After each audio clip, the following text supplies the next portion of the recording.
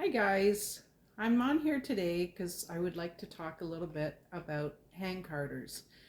This is something that should be in every spinner's toolbox. And what they are is pads that have these very long and strong tines on them. And it opens up the fleeces and creates air. So it's good for a woolen spun yarn, which, as everyone should know, that is good for outerwear such as mitts, hats, cowls, just to keep us warm. So I'm going to do a little demonstration on how to use these. The other thing was, they are expensive. They're around $100, maybe a little bit more, depending on where you go to get them. And if you can't afford them, you can always use dog brushes. Now, look for the kind that have a very strong tine. That's the teeth in the carders. So, because there are some dog brushes that are very soft, and you really want the ones that are very strong, because working with fleeces, you're pulling on the tines all the time and you're going to damage them. So get one that has a very strong tines on them if you do go with the dog brushes.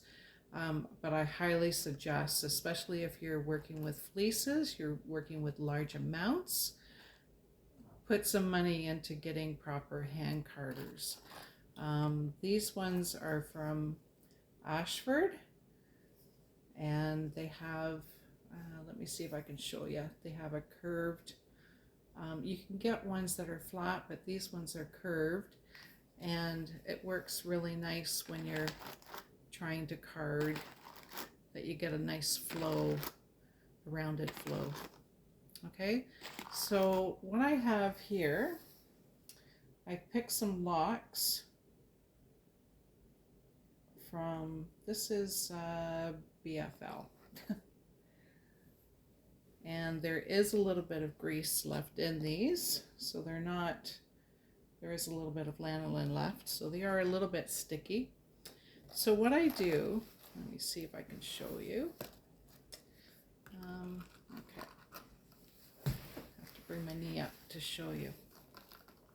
Okay, so I'm just going to pick each lock and lay it down. Now you don't want to overload your carders, because then you're just making more work for yourself, and it's harder on your arms, your shoulders, your hands. So we just want to line it up a little bit.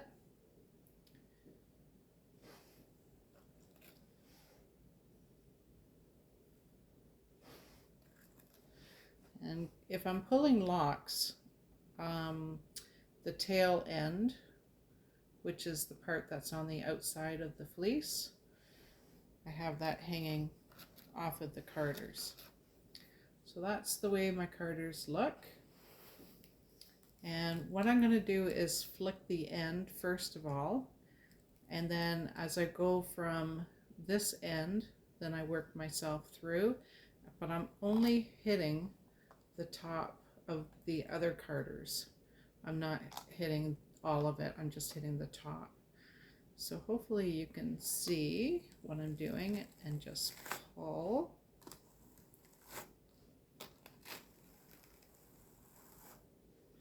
So you see all that air that's getting in, it's opening up all the fibers, making it all nice and fluffy.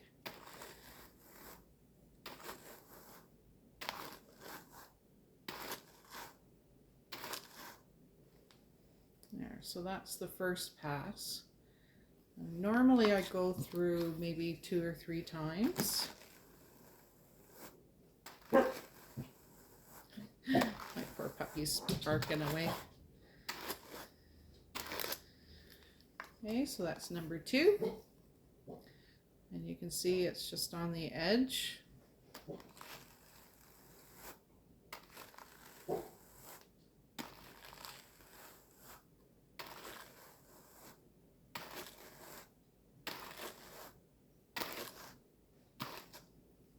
There. So that's the final pass. Now what we're going to do is roll this up into a rolag. Now you can either take it off the carder and roll it up yourself, or what I do is I use the other one to lift over the fiber, and then I'll push it.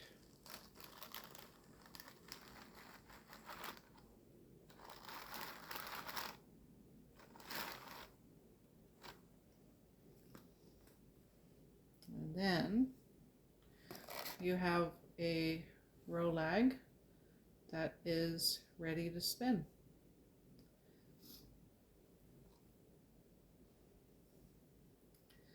So that's one idea.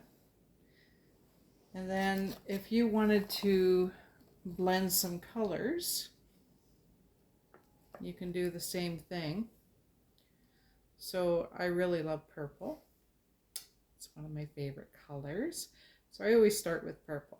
And again, you don't want to overload your carders, because it just makes more work for yourself, and who wants that? Okay, so we'll put a little bit of purple on, and I just slide it on.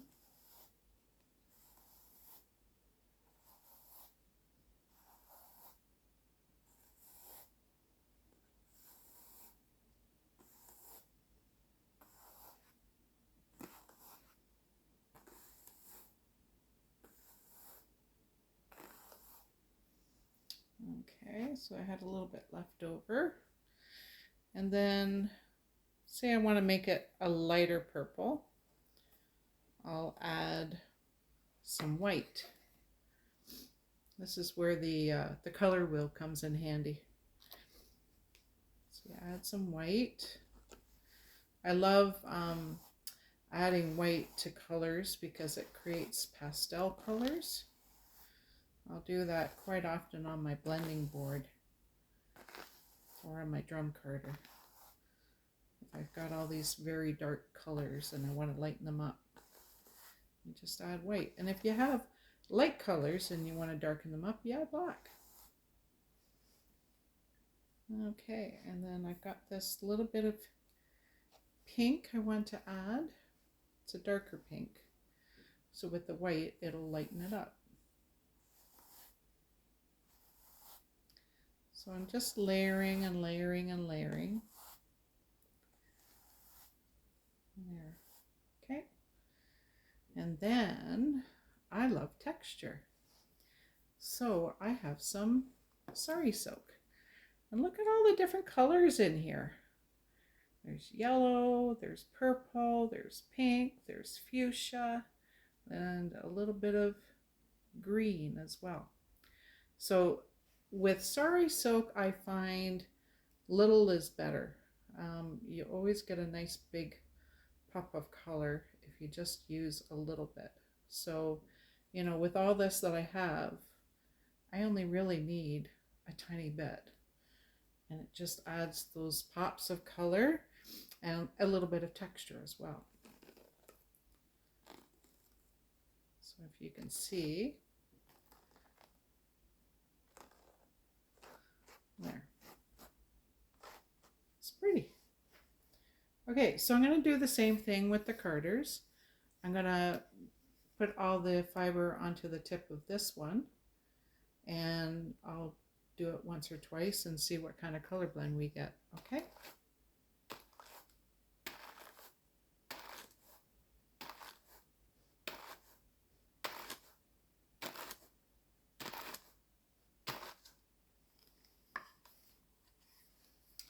So that's the first pass. It's still quite dark.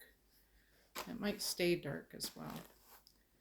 I find when I'm blending colors, it gives it a really nice heathered effect, and it just looks so much prettier than dyeing a particular color. I'd rather blend the colors that are already dyed, blend them either on the drum carder, the hand carders, or the blending board, rather than dyeing. There. So that's the effect. So that dark purple is now much lighter. And then you can kind of see the pink and then a little bit of the sari silk. And again, I'm going to roll it up. Make sure it's all on the garter. Roll it up into a leg.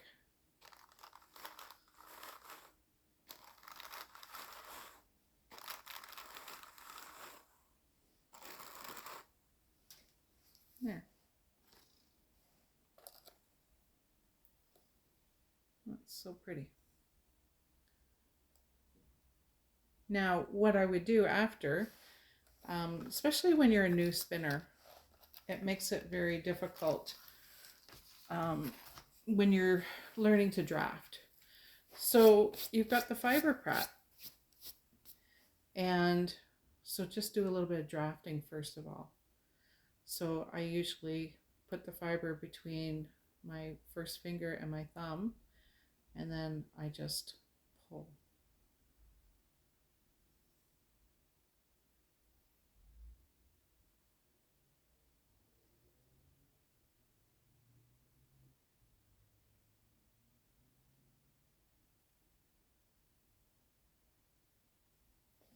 There.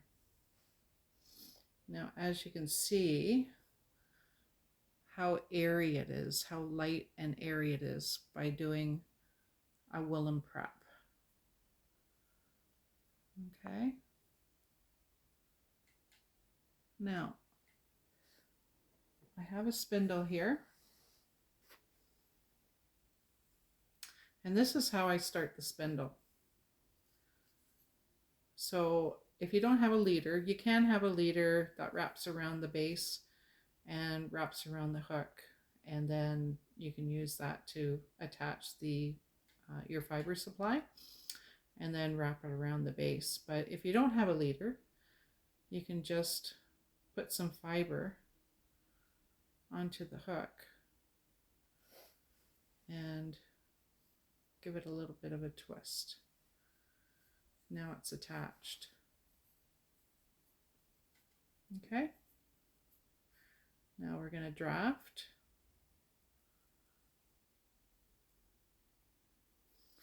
And we're going to give it some twist. Now when you're twisting, always make sure you go in the same direction.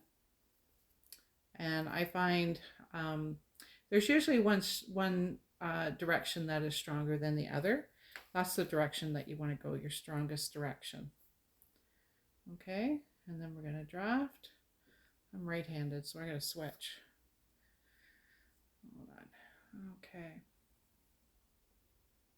So if too much fiber goes, or too much twist goes into your fiber, just untwist it. And then that way you can draft it out. Okay. Okay, so let's add some twist. So I add a lot of twist at this stage. So I don't know if I showed you, I park it between my two legs and then I draft. Let the twist up, draft, let the twist up, and give it some more twist.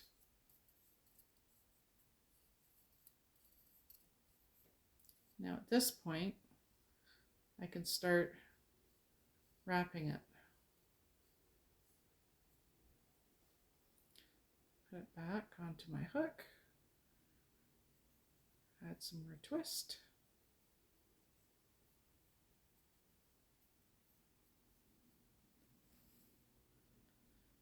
And then start drafting and bringing the twist up. Give it some more twist. So this is what I did when I was first learning how to use the spindle. I do the park and draft. It was so much easier because you're learning so much at this stage that if you park it between your legs, then you're not worrying about it dropping and breaking the fiber and all that kind of stuff. So you draft, you add the twist. Draft, add the twist. and then give it some more twist. So it's, as you can see, it's a very slow process, but as you get better, then you can take away the parking and just let it drop.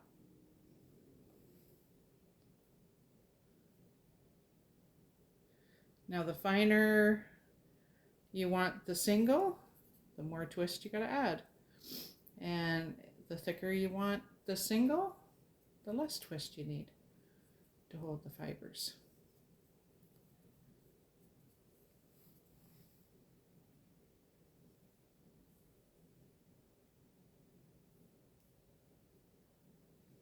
There, give it a little bit more twist, and then add it onto your base. That's felting on me.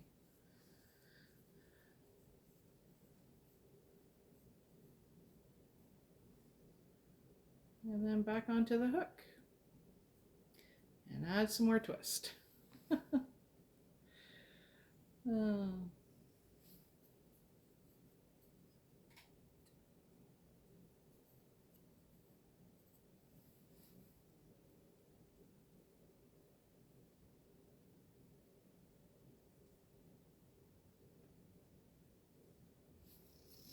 The nice thing about working with the spindle, I find because it's so close to the eye, you learn so much more because you can see the twist happening in your strand. And you can see by drafting and letting go, and adding that twist in there, how it's all working. So when you go to move to a wheel, you've got some knowledge about what twist is all about. And the other thing is, so how much twist do you put in? How do you know how much twist to put in? Well, after you've done your drafting and adding the twist in your new part, now give it a little test. Is it strong? Is it overspun? If it's overspun, okay, draft some more and let the twist out. If it's not strong enough, then you need more twist if it breaks on you. There. Okay. So I hope that demo was gives you a little bit better understanding. Like I said about the hand cards, it's a tool that every spinner should have. And, you know, if you can't afford them, like I said, just get dog brushes. It'll do for a little while until you can afford them. And, but like I said, it's worth the investment of $100 and to get yourself a good set. Okay? Thanks for watching, guys. Bye for now.